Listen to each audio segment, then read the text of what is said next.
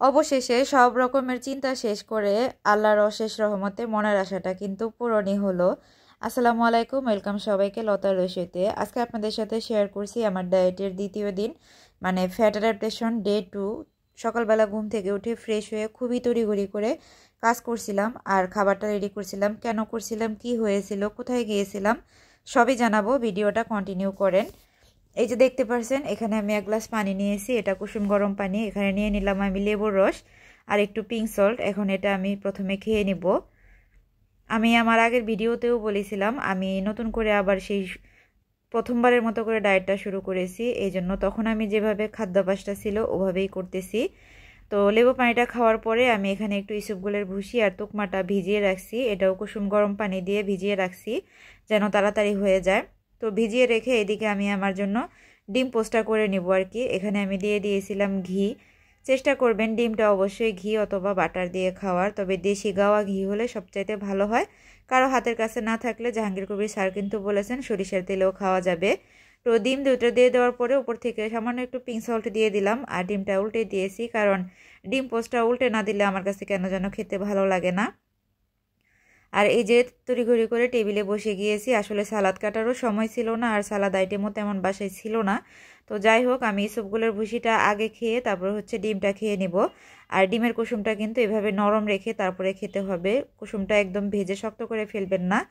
তো তাড়াতাড়ি করে ডিমটা খেয়ে আমরা বের হয়ে গিয়েছিলাম। আর এদিকে বাচ্চারা তারপরে আমার হাজব্যান্ড তারা কিন্তু নাস্তা করে নিয়েছে, ওদেরটা আসলে আর দেখাইনি।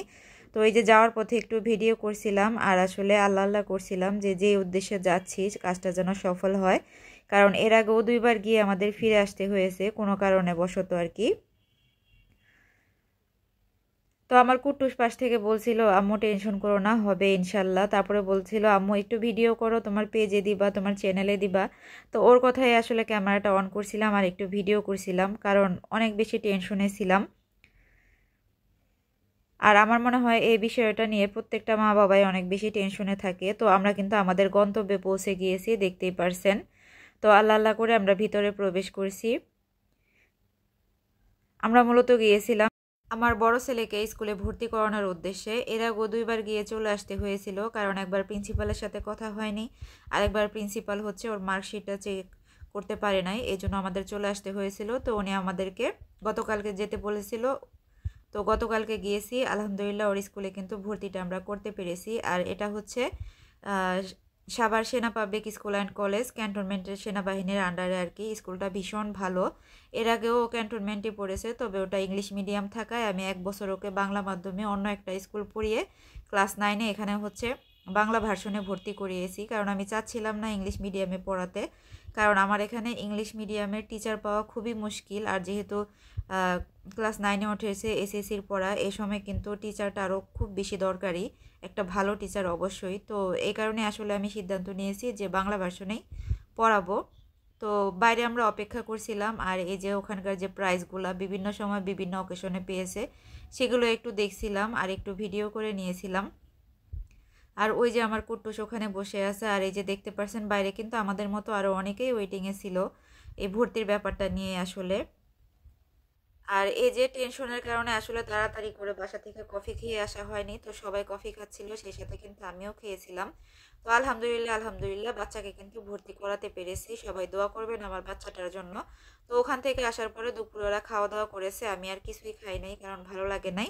তারপরে একটু গিয়েছিলাম বাজারে, ওখান থেকে শসা, টমেটো, গাজর আর কাঁচামরিচ নিয়ে এসেছি। আর এই যে আমার বাচ্চা হচ্ছে মুরগি পালে, তো মুরগির জন্য খাবার নিয়ে আসলাম, ওগুলা শেষ হয়ে গেছিলো। ও মূলত মুরগি আর কবুতর পালে, পাখিও ছিল, তবে ওগুলা আসলে আমি আমার আপুকে দিয়ে দিয়েছি। আর রাতে আমার জন্য খাবার রেডি করেছিলাম, দেখতেই পারছেন চিকেন সালাদ, যেহেতু দুপুরে খাই নাই, শুধুমাত্র সকালে খাওয়া হয়েছিল, তো এই জন্য একটু চিকেন সালাদ করেছিলাম। আর এখানে যে দেখতে পারছেন সবটুকু কিন্তু আমি আসলে খাই নাই।